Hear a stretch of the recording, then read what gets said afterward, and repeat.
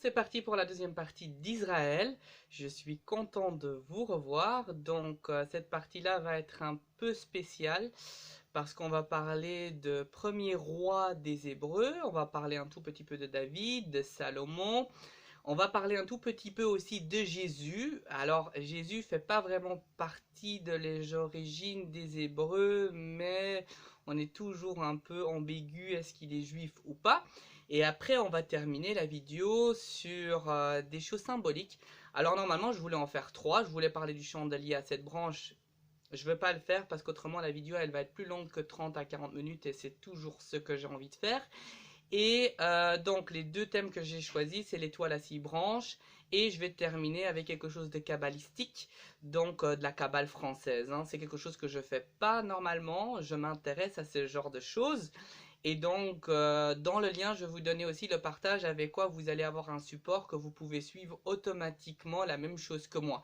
Donc, s'il y a des gens que ça leur intéresse pas du tout la kabbale, bien sûr, la dernière partie, vous ne la regardez pas.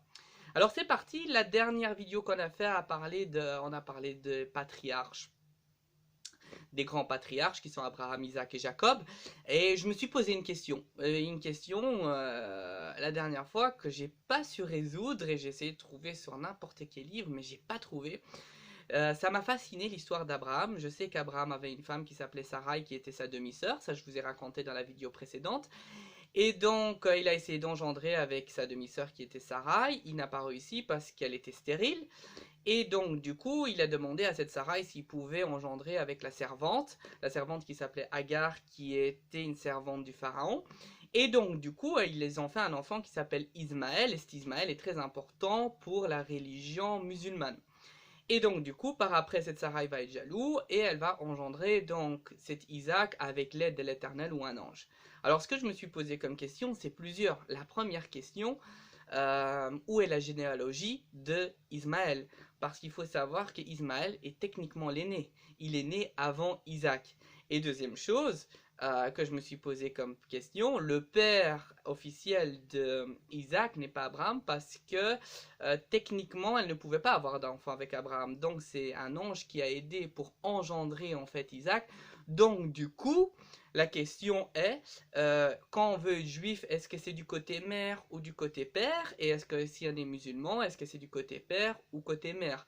Je voulais savoir cette chose-là parce que ça expliquerait beaucoup de choses, que c'est côté mère pour les juifs, ce qui serait tout à fait normal parce que Isaac, la mère, a conçu à l'aide avec l'Éternel. Et je sais chez les juifs que ce serait donc Abraham, le véritable père, et donc ça serait du père. C'est une question à laquelle que je me posais plusieurs des questions, et c'est une question très très importante. Donc si vous avez bien sûr la réponse, n'hésitez pas de le mettre dans les commentaires. Alors je continue mon histoire, on a eu Abraham, Isaac, Jacob, puis on a eu Jéricho. Je vous ai dit qu'à ce moment-là on a eu les premiers écrits, Jéricho avec Josué qui va passer avec l'Arche Alliance, qui va abattre les murailles de Jéricho, et puis on va rentrer dans la vraie histoire, je dirais la vraie parce que l'histoire d'Abraham, Isaac, Jacob, j'ai plutôt l'impression que c'est plutôt symbolique. Bien sûr, les juifs vont vous dire que c'est du vrai, du vrai. Moi, je pense techniquement que c'est quelque chose qui veut nous raconter quelque chose. Malheureusement, on n'a même pas l'interprétation symbolique. Attention, dans la Kabbale, on a une vraie interprétation. La Kabbale n'expliquerait tout sur plusieurs sens. Il faut savoir que la Bible, le Coran et le Talmud et toutes ces choses-là, on peut les lire sur plusieurs sens. Il y a plusieurs degrés pour lire ce genre de choses, et vous allez voir qu'avec la Kabbale, les choses collent. Donc les histoires sont bizarres, mais les histoires collent sur un plan numérique. Alors, à un moment, les Hébreux vont vouloir proclamer un roi, et ce roi, le premier roi d'Israël, sera Saoul. Alors, Saoul est le premier roi des Hébreux. Il va être proclamé par les Hébreux eux-mêmes, mais l'Éternel ne va pas être d'accord parce qu'il a dit vous n'en avez pas vraiment besoin parce que vous avez moi. Finalement, ils vont pas être contents, ils vont recevoir quand même ce roi, et ce Saoul va donc désigner un autre roi qui s'appelle David. Alors, il faut savoir que le fils de Saoul n'est pas David. David a été choisi, est un élu qui jouait à l'arc, qui était un grand guerrier, etc., etc. Et ce David va donc devenir le roi d'Israël. Ce qui est très curieux à ce David, c'est que c'est un des rois qui va devenir de nouveau sédentaire, va faire de l'Israël actuel, donc va s'installer donc dans la ville Jubus, je crois qu'elle s'appelait Jubus à cette époque-là, qui sera Jérusalem, et va donc prendre ce territoire. Alors, ce David, il faut savoir, va commencer à construire aussi le temple où ce qui va mettre l'arche d'alliance. Et ce David, alors lui, c'est vraiment une curiosité extraordinaire, c'est parce que il va se battre contre les Philistins. Alors il faut savoir que personne va gagner et finalement on va prendre le plus fort des Hébreux, donc le roi David, parce qu'à cette époque-là, il faut savoir que les rois combattaient. Et on va prendre le plus fort des Philistins, qui est Goliath. Et je ne sais pas si vous avez déjà été au Louvre et vous avez vu la peinture où ce que David se bat contre Goliath. Je veux vous dire la vérité, c'est pas possible. La peinture est fausse. Au Louvre, où ce que vous la retournez, vous pouvez voir le combat sur différents angles. Je vais vous expliquer le pourquoi c'est différent. Il faut savoir que Goliath avait un sabre et David n'avait pas de sabre, il avait un genre de catapulte, je ne sais pas comment ça s'appelle en français, où ce qu'on jette, et il lui a jeté une pierre bien aiguisée, et c'est comme ça qu'il l'a tué. Il faut savoir qu'il y a une grande différence, hein. Goliath faisait 2,90 m, c'était donc un géant qui avait qui a donc survécu au déluge. Et David faisait 1,60 m, donc il y a une différence de 1,30 m, ce qui est énorme. Je crois qu'il l'aurait transpercé en deux si chacun s'aurait battu avec un sabre. Alors, je sais que la plupart d'entre vous vont dire « Ouais, mais les géants, ça n'existe pas ». Bah, il suffit juste de regarder un tout petit peu quelque chose d'autre que les journaux, les news, etc. Et souvent, on trouve dans des lieux archéologiques, on trouve souvent des squelettes à 3 mètres, 3,50 m et tout ça. C'est pas quelque chose de très extraordinaire, c'est quelque chose de plutôt banal. Si vous suivez un tout petit peu ce qui se passe dans l'archéologie, vous allez retrouver régulièrement une personne qui fait facilement 3 mètres, 3,50 m. Est-ce que c'est des survivants avant le déluge? Parce que vous savez que dans la Bible, il y avait des cyclopes, des choses bizarres et toutes ces choses-là, parce que les anges avaient engendré avec des humains normaux et avaient fait une créature vraiment épouvantable. Bon, ça, c'est bien sûr sujet à caution, donc sur ça, je ne peux malheureusement pas répondre. Finalement, ce David va avoir un enfant extraordinaire qui s'appelle Salomon. Salomon va étendre le Moyen-Orient et donc Israël va devenir super grand. C'était le roi le plus puissant que les Hébreux ont connu. Et il va faire quelque chose d'assez spectaculaire. Il faut savoir, il va se marier avec la reine de Saba. Alors la reine de Saba est la fille du pharaon qui se trouvait en Éthiopie, qui était noire. Alors là, franchement, on casse tous les codes. Il n'y a pas de truc de deuxième, troisième degré parce que c'est pharaon, donc c'est païen.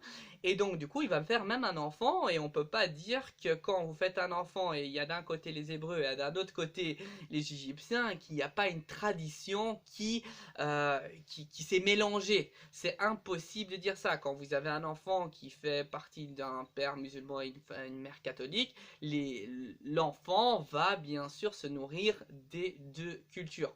Encore plus exceptionnel, c'est lui qui va concevoir le temple de Salomon, où ce que vous avez encore à Jérusalem, la seule partie qui est restée, le mur, hein, où ce que vous avez tous les juifs qui prient et qui mettent plusieurs petites choses entre le mur. Et donc c'est la seule chose qui reste encore de ce temple de Salomon. Et dans ce temple de Salomon, il y avait trois cours. Il y avait la cour des gentils, la cour des juifs, et tout à fait au bout, il y avait les saints des saints. Et donc tout à fait au bout, ce qu'il y avait les saints des saints, donc la cour des gentils était un peu accessible à tout le monde, la cour des juifs était accessible pour les juifs, et la saint des saints était bien sûr accessible pour les grands prêtres. Et c'était dans ce lieu-là que vous avez l'Arche d'Alliance. Alors l'Arche d'Alliance, c'est une grande boîte complètement couvert en or, où ce que vous avez un ange chérubien qui touche la pointe d'une aile, et il se touche comme ça, et c'est quelque chose de très important, l'Arche d'Alliance. Aujourd'hui, on n'a aucune idée où se trouve l'Arche d'Alliance, où est-ce qu'elle n'existe encore. Et donc du coup, à la fin, je vais quand même vous donner 2-3 petites pistes. Peut-être que l'Arche d'Alliance se trouve en France. Après, c'est une histoire très romanesque. Donc, ce Salomon va se marier, donc, comme je vous ai dit, avec cette reine de Saba, qui est donc noire et fille du pharaon. Une fois Salomon va avoir 2 enfants, le territoire va être coupé en deux, côté nord, côté sud. Et donc du coup il va avoir des querelles pas possibles, ça va pas tenir. Après vous allez avoir l'histoire d'Alexandre le Grand qui va envahir presque tout le Moyen-Orient et des parties grecques. Alexandre le Grand va couper de nouveau la partie du Moyen-Orient en 4. Donc il y aura un, il aura l'Irak, l'autre aura le Syrie, l'autre aura la Grèce, etc. Et donc le problème c'est que ces généraux ne sont pas d'accord. Est-ce qu'on doit adhérer au culte des juifs parce que c'est un culte monothéiste, ou est-ce qu'on ne doit pas adhérer? Et donc ces généraux vont se bagarrer parce qu'il y en a qui disent oui, il y en a qui disent non, donc ça sera de nouveau instable. Après ça on a les Romains de nouveau c'est la bagarre parce que vous savez que les juifs ne vont pas toujours adhérer à ce que les Romains vont faire. Et j'ai même oublié une petite partie qui est très importante. À 687, avant Jésus-Christ, il s'est passé quelque chose de très important pour les Hébreux. Ils ont été déportés par les Babyloniens, ils les ont battus, ils vont les amener dans leur cité. Et donc, c'est à partir de cette année-là aussi où on va commencer à écrire la Bible. C'est avant Jésus-Christ, il y avait des gens très importants comme Daniel qui interprétait les rêves et qui a même aidé le roi de Babylone. Hein. Donc le roi de Babylone demandait donc comment vous interprétez ce rêve, ceci, cela. Et donc du coup, ce Daniel aidait donc le roi de Babylone et qui va délivrer les Hébreux, qui étaient donc des esclaves pour les Babyloniens. Eh ben, c'est les Perses. Les Perses vont les délivrer. Il doit y avoir bien sûr une question politique derrière tout cela. Et comment il va les délivrer? Parce qu'il faut savoir que la cité de Babylone était imprenable, c'était des murailles pas possible, avec un grand grillage qui va carrément dans l'eau. Et donc du coup, ce Cyrus a une idée, donc le chef des Perses, donc le roi de Perse va avoir une idée vraiment géniale. Il va passer en dessous de la forteresse. Là, vous allez dire quoi? Il a creusé? C'est impossible. Creuse, bien sûr, les soldats, qu'est-ce qu'ils vont faire? La première chose, ils vont vous tirer dessus et c'est fini. Donc on passe par l'eau, donc il y a le grillage, mais là vous n'allez pas comprendre parce que le grillage est avec la limite de l'eau et il faut passer en dessous de l'eau, donc il faut nager. C'est aussi impossible. Qu'est-ce qu'il va faire ce Cyrus? Il va se mettre derrière une colline, il va assécher le fleuve, donc l'Euphrate, l'eau va rester stagnée, qu'est-ce qui va se passer? Il n'y aura plus d'eau, et la nuit tombe, ils vont passer en dessous, et ils vont exterminer tous les Babyloniens, et donc les Hébreux vont être délivrés par ce fameux Cyrus. Donc ils vont retourner, après comme je vous ai dit, il y aurait Alexandre le Grand, etc. Et puis il y a les Romains. Alors les Romains c'est extraordinaire, eux vont entrer dans la cité, vont reprendre Jérusalem avec le fameux Pompée que je crois la plupart de vous connaissent. Et donc du coup on va rentrer dans l'histoire de Jésus. Alors moi j'ai une thèse sur Jésus, je ne crois pas qu'il y a un Jésus, je crois que c'est fort probable qu'il y ait plusieurs Jésus et qu'il y ait eu un petit problème et que dans les évangiles, en fait on a un peu mélangé tous les Jésus possibles. Il faut savoir que dans cette époque-là, il y avait 4 catégories de juifs. La première catégorie est les Sadduciens. Donc les Sadduciens, c'est un peu les grands prêtres et eux, ils vont collaborer en fait avec les Romains. La deuxième, c'est les pharisiens, c'est les grands théologiens, tous des gens qui travaillent dans la médecine, etc. Et eux, ils sont ni pour ni contre, donc ils collaborent pas, ils s'en moquent un tout petit peu.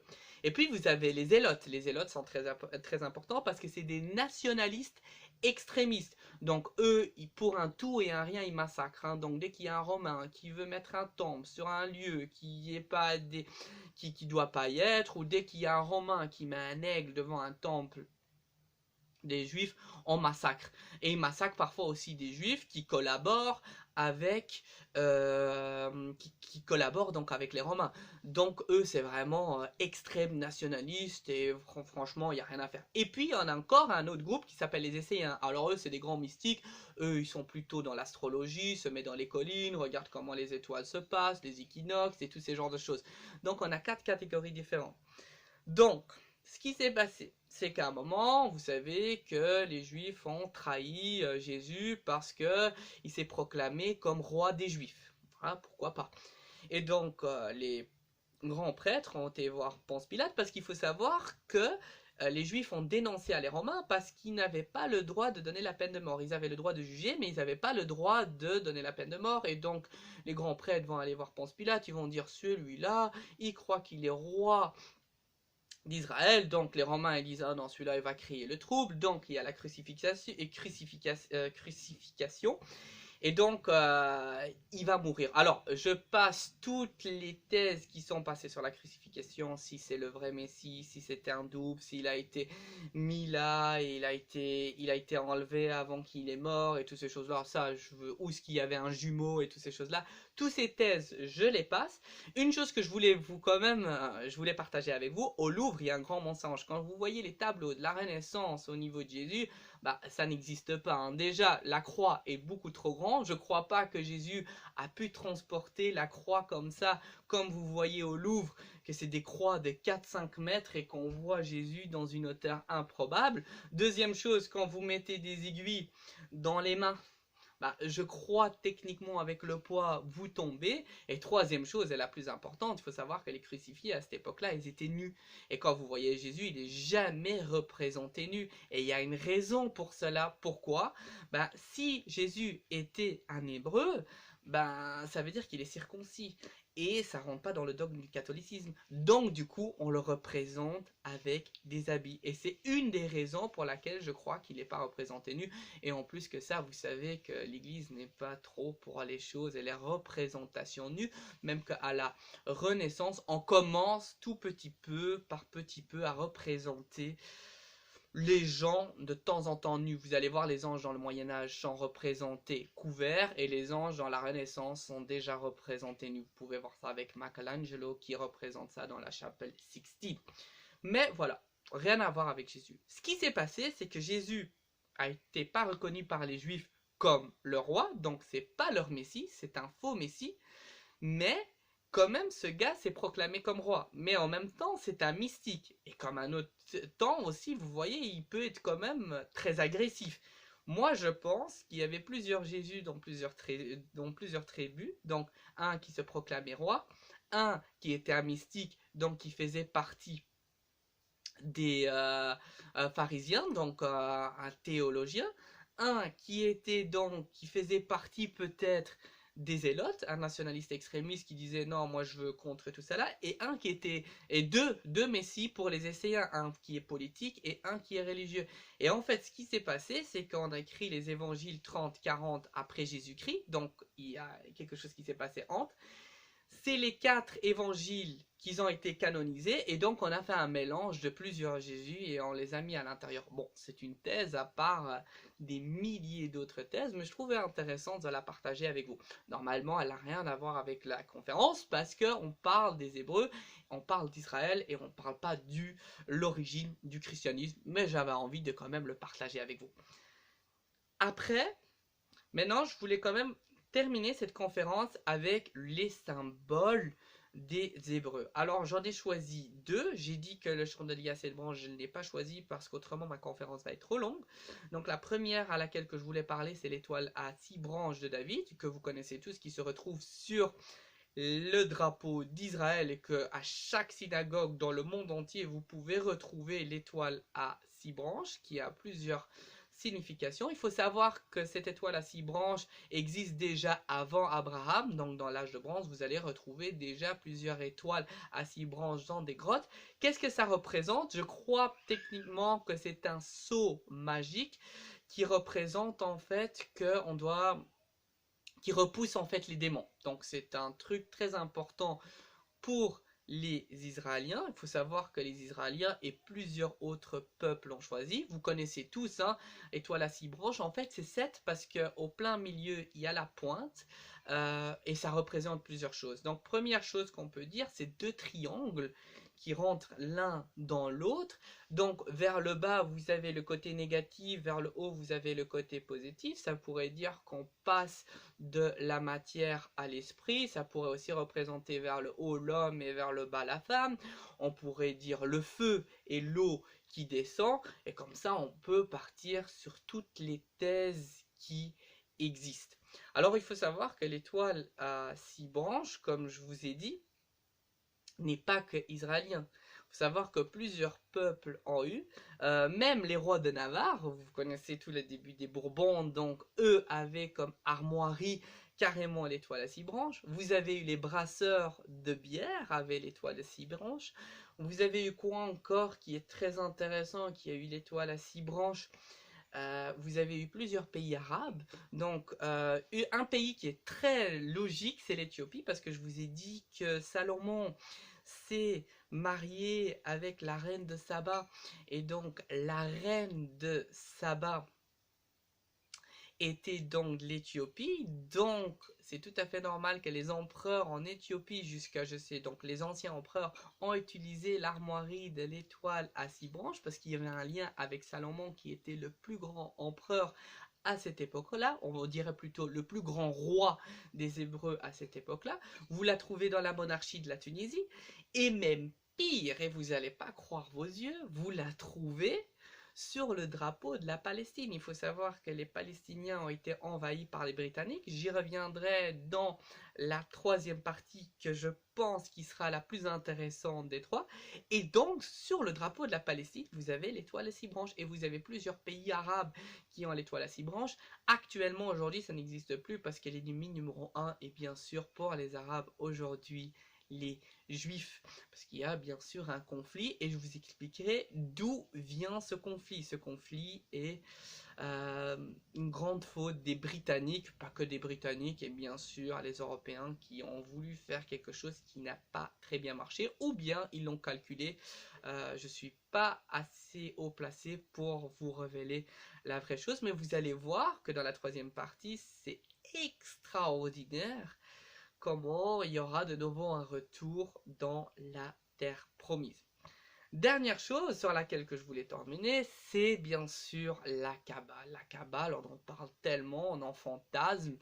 Il faut savoir que pour étudier la Kabbale, il vous faut facilement 20 ans. Donc malheureusement, je ne suis pas kabbaliste de tout et je ne suis pas apte de faire de la Kabbale. Mais la Kabbale est quelque chose de très intéressant. Je peux vous donner juste une suggestion. Vous devrez lire le livre secret de la Bible où ce que vous avez toutes les explications sur cette Kabbale. Pour faire simple, chaque numéro a une valeur, chaque chiffre, comment vous expliquer, chaque lettre a une valeur. Donc tout simplement le A serait 1, le B serait 2, le C serait 3 et à chaque fois on les monte dans une puissance, on les multiplie. Par exemple si vous avez la table de 9 de la lettre, le A serait le 9, le B serait le 18, le 3, le C serait 27, etc. etc. Ce que je vais faire, je vais vous expliquer un tout petit peu comment ça marche. Par exemple, Abraham, si vous donnez ça dans des lettres hébraïques, ça donnerait 248. Si vous prenez la somme de chaque lettre. Et donc 248, on sait que les os d'un être humain, c'est 248 et c'est la multitude des pères monothéistes. Donc c'est le début du judaïsme, christianisme et les musulmans. Donc ça pourrait avoir un sens. Un autre sens, par exemple, Adam, je vous donne un exemple, hein, je ne sais pas si c'est vrai, serait 65, donc Ève serait 56. Et c'est comme ça qu'en fait, ils font le calcul. Ils prennent tel verset avec tel verset, tel donne ça, tel donne ça, et à chaque fois, ça donne quelque chose de nouveau. Donc c'est extrêmement bien fait, c'est extrêmement compliqué. Moi, je ne veux pas vous faire de la Kabbale juive parce que malheureusement, je n'ai pas la fibre avec les lettres bajiques qui sont les lettres hébreux qui ressemblent très fort à les lettres des hiéroglyphes. Je vais vous donner un tableau, vous allez voir qu'il y a quand même une similitude et je vous ai déjà dit le pourquoi parce que souvent l'Égypte et les Hébreux se sont mélangés, donc c'est tout à fait normal qu'il y a des liens. Et donc ce que je vais faire, je vais mettre un lien juste en dessous de ma vidéo. Je vais vous demander de l'ouvrir et de suivre ce que je veux dire parce que ce que je veux dire c'est de la Kabbale française et je ne peux malheureusement pas tout vous dire sans regarder quelque chose parce que c'est que des chiffres, c'est du mathématique. Si ça vous intéresse pas, skippez cette partie. Si ça vous intéresse, c'est une toute petite fibre de la Kabbale et si ça vous intéresse, regardez parce que je voulais faire une petite étude sur le nombre pi. Vous allez voir qu'on va savoir calculer la distance de la Terre jusqu'au Soleil, le rayon et tout. Donc si vous avez une fibre un petit peu mathématique et vous aimez bien les sciences occultes, écoutez bien, interprétez, regardez après la page de nouveau. Je vais vous donner quand même de toute façon juste, comme je vous ai dit, juste en bas, vous allez avoir la page avec laquelle vous allez avoir un support. Donc ce que je vous conseille, c'est de prendre un téléphone et une tablette pour ouvrir ce que je vais vous dire. Donc tout simplement, vous écrivez sur Google Christos, Christos donc K-R-I-S-T-O-S, et vous mettez pi, P-I, voilà, vous connaissez tous le nombre pi, et vous ouvrez la première page. Donc je répète, Google Christos, K-R-I-S-T-O-S, et pi juste derrière, donc espace pi, et là vous allez avoir étude sur le nombre pi. Et donc c'est parti, je vais vous expliquer un tout petit peu ce que je fais parfois dans la vie, et vous allez voir, c'est quand même assez impressionnant. Donc je vais lire et je vais citer. Si cette partie ne vous intéresse pas, bien sûr, skippez-la, elle va durer 10-15 minutes et vous pouvez suivre votre support sur une autre tablette ou sur un autre numéro de téléphone, ou vous coupez votre téléphone en deux pour suivre ce que je suis en train de vous dire. Alors pi mathématique, nombre réel correspond au rapport de la circonférence du cercle à la longueur de son diamètre. Ça c'est tout à fait logique. Dans la pratique courante, on utilise généralement sa valeur approchée par défaut, c'est-à-dire, vous connaissez tous le nombre de pi, c'est 3.14. Alors pour un kabbaliste, Dieu se sert de pi pour créer son univers. Alors, pi a son chant, le chant pi, donc le langage des oiseaux que vous connaissez tous, et le langage des oiseaux a techniquement 22 lettres. Alors si vous faites 22 divisé par 7, vous tombez de nouveau sur le nombre pi qui est 3.14, parce que vous savez que la création a été en 7 jours. On tape de 1, vous vous rappelez quand je vous ai dit on tape de 1, on tape de 2, donc A serait 1, B serait 2, si je dirais on table de 2, A serait 2, B serait 4, etc., etc. Donc le créateur, donc si vous prenez chaque lettre en numéro, vous avez donc 143. La fin des temps fait aussi 143 et 7 jours fait 143. Donc, on comprend que ces trois choses dans la science occulte du kabbalisme est en fait liée. Donc, le créateur, la fin des temps et 7 jours donnent la même valeur numérique. Alors, il faut savoir que dans le chapitre de l'Apocalypse, il y a 22 chapitres. Donc du génie kabbaliste des codes Saint-Jean, les 22 premiers chiffres de pi sont égaux à 108. Donc vous faites 3.14, tout est écrit là, de toute façon. Donc vous prenez les 22 après pi, donc 3.22 après. Et là, si vous prenez en table de 1, le créateur, vous avez de nouveau 108. Le verso est égal à 108 et la table de 9 est égal à 108. Le table de 9, je vous ai expliqué qu'est-ce que c'est. A 9, B 18, C 27, etc., etc. Alors 108 est un chiffre très important parce que vous avez vu déjà qu'il y a le créateur, le verso et le table de 9. 108, la deuxième lettre de l'alphabet est le L qui est la lettre vibratoire du nom de Dieu. Donc pour les kabbalistiques, le L est très important. Du nom de Dieu qui s'appelle KL. Et c'est très curieux parce que vous avez Gabriel, Michael, Uriel et tous ces noms-là. Donc vous comprenez que la lettre L est très importante. Nous pouvons retrouver ce nombre 108 plusieurs fois dans la Bible. Un exemple, on fait de nouveau un calcul mathématique. Apocalypse de Saint Jean 13. Alors j'ai vu monter de la mer une bête ayant 10 cornes et 7 têtes, avec sur les cornes 10 diadèmes et sur les têtes des noms blasphématoires. Alors, or 10 cornes fois 10 diadèmes égale à 100, comme vous savez, plus les 7 têtes fait 107, plus une pour la bête, et vous tombez de nouveau sur le 108, qui est exactement le créateur, le verso et la table de 9. Alors, le 13 représentant l'axe de notre alphabet, ce qui est tout à fait normal, qui est la lettre N, donc coupe, et tout à fait la M qui est la Vierge Marie, donc Ancien Testament, Nouveau Testament derrière. Et curiosité ou pas, quand vous allez dans la cathédrale de Notre-Dame, vous avez deux rosaces. Une rosace qui représente l'Ancien Testament, la dernière personne de l'Ancien Testament, et la Vierge Marie. Le soleil tourne et va côté sud dans le Nouveau Testament. Et là, vous avez Jésus. Donc, le milieu est la Vierge Marie. Et donc, 26 divisé par 2 fait bien sûr la lettre 13, et comme par hasard, quand vous allez même dans la Notre-Dame, le diamètre du rosace fait 13. Bon, c'est petite anecdote que je vous raconte juste à côté. Après, comme je vous ai dit, j'aime bien tout ce qui est chiffres. Le dernier verset du chapitre 13, donc le 18, on enlève le 0 parce qu'il n'est pas important, est primordial car il nous parle de la nombre de la bête, que vous connaissez toutes. Donc, on prend 13 fois 18 parce que je vous ai dit que 13 est la lettre vibratoire. Donc, celle qui coupe au 2. Et donc, 13 fois 18 fait 234 et ça fait 26 fois 9. Bon, 26, vous avez 26 chiffres, comme je vous ai dit dans l'alphabet, et la table de 9, parce que après 9, vous ne pouvez pas aller. Vous avez 10, ça fait 1 plus 0 sur la façon qu'on compte dans la Kabbale. Alors, au champ de pi, on peut rajouter le champ de pi, champ pi. Donc là, vous avez de nouveau toute une série de numéros. Nous avons mis ici les 74 premiers décimales du nombre pi. Il faut y aller. Vous prenez les 74 décimales, car 74 fois 9 fait 666. Et vous savez que le nombre de la bête est 666.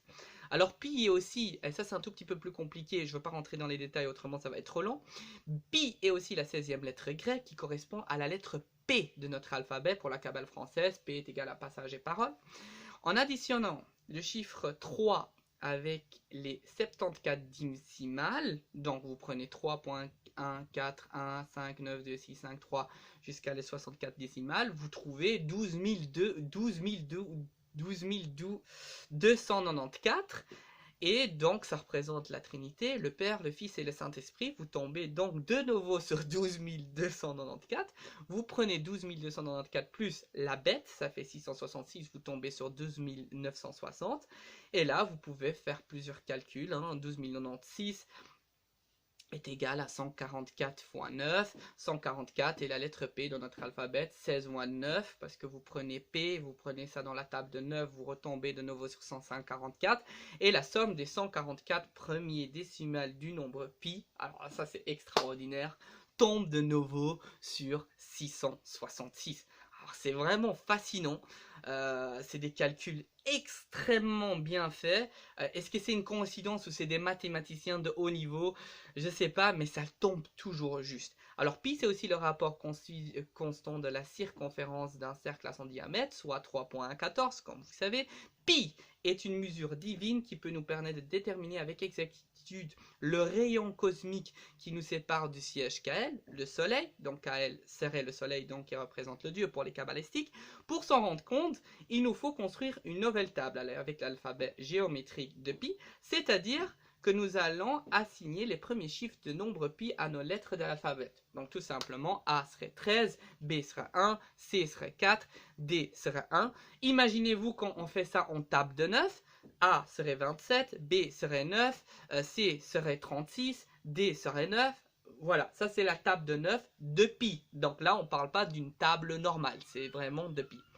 Alors là, si on prend pi, alors vous n'allez pas croire vos yeux, donc vous prenez le P, vous regardez dans le tableau le P, ce qui fait KP, vous voyez que c'est 3. Après, vous prenez le I, vous voyez que ça fait 5, vous faites 3 plus 5 et vous tombez sur le 8. Et le 8, comme par hasard, est l'infini, et la fin des temps, et le nouveau moment. Et c'est un cercle, donc c'est tout à fait normal que le 8 est le chiffre aussi de la résurrection. Ce nombre 8 nous informe que pi est illimité et représente le Hot, le siège de Michael, comme je vous ai dit, Michael, Gabriel et toutes ces choses-là. Cette mesure appartient à l'éternel illimité. Le Père, 2 plus 6, est égal à 8. Ce qui nous indique que son royaume est sans fin. Parce que 8 est vraiment le chiffre de l'infini. Alors maintenant, on va en faire encore mieux. Le chiffre 8 couché dans le symbole infini donne une valeur de pi de 1 à 9. Examinez la précession de la géométrie française, parce qu'on est dans la géométrie française et pas celle des juifs. Donc là, vous avez 1 fois 8, 2 fois 8, 3 fois 8, 4 fois 8, 5 fois 8, 6 fois 8, 7 fois 8, 8 fois 8 et 9 fois 8. Vous les mettez tous ensemble, ça fait 8 plus 16, plus 24, plus 32, plus 40, plus 48, plus 56, plus 64, plus 72. Et vous prenez donc ce lettre pi et vous avez 360. Et comme nous le verrons, et comme nous le savons tous, pi est un moyen de mesurer le cercle. Et combien fait un cercle? 360 degrés. C'est vraiment extraordinaire. Alors donnant une valeur à pi 3.14, donc là attention, le prix 3.14 c'est toujours avec le tableau de pi, c'est pas un tableau de A et 1, A est donc 3, B est 1, donc le tableau qu'on a vu, Pi 3,14 fait 72, donc vous voyez ça fait 9 fois 8. La mesure divine fait 72 et la minute divine fait 72. Et là vous prenez donc le 360 fois 72, vous tombez sur 25 920 et la roue des zodiacales est égale à 25 920 années. Alors c'est extrêmement bien fait, hein. Bon, j'en passe quelques-uns. Je veux passer le serpent. Quel est le cycle divin? Le cycle de Dieu est 60, l'année divine est 60, Jésus-Christ est 60, vous faites 60 fois 60, vous tombez sur 3600, 3650 et la roue des zodiacales. Le Fils de Dieu est 60, Kéloélim est 60, 60 représente le cadran du cosmos qui est les 60 minutes. Vous prenez le cosmos, donc vous prenez le 60 avec le serpent fois 9 parce que c'est la fin et vous retombez de nouveau sur 25 920 qui est la roue zodiacale. C'est donc extrêmement bien fait. Après on continue, l'avènement de Jésus-Christ, donc l'avènement de Kael parce que Kael comme je vous ai dit est Dieu est 74, le jour divin est 54, l'année de Kael donc l'année dans laquelle il va revenir c'est donc aussi 54, on fait 54 fois 74, on tombe sur 3999. Donc l'année 3996 représente la fin de l'ère de Verseau, le 50 avènement de Jésus-Christ. Donc à 3996, vous allez avoir la fin de l'ère de Verseau. Et ça colle, parce que là on est dans l'ère, la fin de l'ère du poisson. Et donc il faut savoir que pour la précision d'équinoxe, chaque chose fait à peu près un 2000 et quelque chose d'années. Donc ça colle sur le 3996. Tout dépend, l'ère de Verseau, la grandeur, hein, parce qu'il faut savoir que la Terre tourne autour du Soleil et que chaque ère zodiaque, il y a un ère qui peut être plus long qu'un autre. Donc le poisson peut être plus court que le Verseau, etc. Et quand je vois ça, ça colle. Après, vous avez le jugement de Jésus-Christ, le jugement de Kael, donc quand il va être jugé, est égal à 81. Vous faites 81 fois 74, en l'année 5994 sera le jugement des nations, donc c'est la fin des temps. Le nombre 5994 est directement relié au Fils qu'Élohim, Jésus-Christ. Alors, là je vais faire le dernier truc, et puis je crois que j'ai assez parlé. Nous allons maintenant utiliser les 8 premiers décimales en lettres de nombre pi pour mesurer les rayons de salaire, car 8 car pi et 8, comme je vous ai dit avec le 3.14, 3, 1, 4, 1, 5, 9, 10, donc on les écrit en lettres, ça nous donne 174 avec le tableau de pi bien sûr, le rayon cosmique, le rayon du soleil retombe de nouveau sur 174 parce que je vous ai dit que 8 et le nombre de pi, donc on prend les 8 premiers chiffres, mais on les écrit donc on prend les 8 premiers chiffres, mais on les écrit comme il faut les écrire avec 3T, ROIS, comme vous voyez, et vous tombez sur 174. Le rayon cosmique 174 et le rayon de soleil 174. Pi est égal à 8. Sachez que le rayon de soleil à nos jours est déterminé à 696 000 km et le diamètre à 1 392 000 km. Donc là, ce qu'on va faire, vous pouvez vérifier, on va prendre 174 fois 4 est égal à 696, parce que 4, car le rayon c'est la moitié du diamètre, ce qui est tout à fait logique.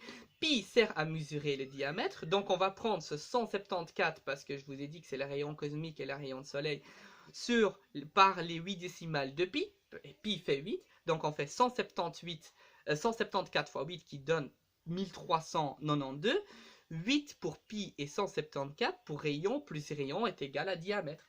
Maintenant, il faut nous connaître la valeur multiple, tout à fait normal. On prend nombre kilométrique, ça nous donne exactement 100, avec le tableau bien sûr de pi. Nous mesurons à partir de calcul de la Terre, donc 10, on fait 10, donc 10 fait 10 comme par hasard. La valeur multiple est de 100 fois 10, ça fait 1000 km. Et là, vous allez voir, c'est extraordinaire, le rayon de soleil est donc égal à 696, comme on a calculé, fois 1000, qui fait 696 000. Et alors, le diamètre du soleil est égal à 1 392 fois 1000, et ça nous donne 1 392 000. On peut être fort, mais là, franchement, les mecs sont très très forts. Je termine avec un dernier, et pareil, je crois que c'est pas mal. Déterminons maintenant la distance du Soleil à la Terre, dont la distance moyenne est de 149 600 000 km. On reprend de nouveau les lettres, la calcul de la distance est égale à 100, le nombre de kilomètres est égal à 100, la valeur multiple, donc on fait la valeur multiple des deux, ça fait 100 fois 100, ça fait 10 000 kilomètres. On prend un autre mot, le rayon cosmique du Soleil à la Terre, ce qui a tout à fait du sens, qui fait 170. Le rayon du Soleil, ce qui est aussi tout à fait logique, fait 88. Donc on va les multiplier, on fait 170 fois 88, qui fait 14 960, ce qui nous donne 14 960 fois 10 000, qui nous donne 149 600 000. La distance du Soleil à la Terre est bien de 149 600 000 km. Voilà, c'était ça ce que je voulais partager. Je suis pile poil dans les 40 minutes, donc je suis super content. La dernière partie, bien sûr, comme je vous ai dit, je vais vous donner un lien dans ma vidéo, donc ouvrez-la au même moment, autrement vous n'allez rien comprendre ce que je vous dis. Prenez une autre tablette ou prenez votre téléphone et scrollez et coupez en deux, comme ça vous pouvez voir. La troisième partie va être hyper fascinante, ça va être la plus importante. On va parler à quel moment les Juifs vont être mis un peu partout en Europe. Vous allez voir plusieurs révoltes qu'on n'a pas l'habitude d'entendre. Et après, on va parler de quelque chose qui me tient à cœur, les croisades. Vous allez voir comment on a traité les Juifs pendant les croisades. C'est vraiment quelque chose d'assez fascinant. Vous allez aussi comprendre que c'est à cause des catholiques que les Juifs sont devenus des banquiers. Après, on va parler du 19e siècle, on va parler de l'affaire de Dreyfus. Je vais vous parler du sionisme, comment ça a commencé. C'est une histoire très curieuse. Et après, on va parler de la Première Guerre mondiale et la Deuxième Guerre mondiale. Et on va vous expliquer comment, en fait, les Israéliens, donc les Hébreux, se sont réinstallés dans leur terre promise. J'espère que vous avez adhéré à la vidéo. Vite qu'on se voit pour la prochaine vidéo que je pense qui sera dans 5-6 jours. Je vous souhaite tout le meilleur et à bientôt et prenez soin de vous, de votre famille et de tout le monde. À la prochaine.